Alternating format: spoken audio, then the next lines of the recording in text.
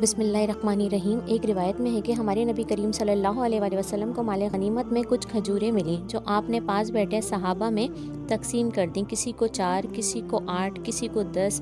اور جب حضرت علی کی باری آئی تو آپ نے صرف ایک کھجور حضرت علی کو دی۔ حضرت علی کو اس بات کو محسوس کیا اور اگلے دن جب رہا نہ گیا تو آپ صلی اللہ علیہ وسلم کے پاس آئے اور پوچھا، آپ نے سب کو زیادہ سے زیادہ کھجوریں دیں اور مجھے صرف ایک؟ تو آپ نے فرمایا، صحرا سے تھپتا ہوا پتھر لے آؤ، کل جس کو جتنی کھجوریں ملیں اس تپتے ہوئے پتھر پر کھڑے ہو کر اس کا حساب دیں۔ جس کو 10 ملی تھی وہ پہلے آیا اور بولا، میں نے 2 کھائیں، 2 بیوی کو دیں، 2 ابا کو دیں، 2 اماں کو دیں اور 2 بچوں کو دیں، بتاتے ہوئے اس کے پاؤں جل گئے۔ اسی طرح سب نے باری باری حساب دیا۔ جب حضرت علی کی باری آئی تو فوراً یہ کہہ کر اتر گئے کہ کھجور میں نے کھائی۔ اس پر آپ صلی اللہ علیہ وسلم نے فرمایا، علی، جس کو جتنا زیادہ ملے گا اس کو حساب بھی اتنا زیادہ ہی دینا ہوگا۔ میری ویڈیو پسند آئے تو کمنٹ میں آمین لکھیں، میرے چینل کو سبسکرائب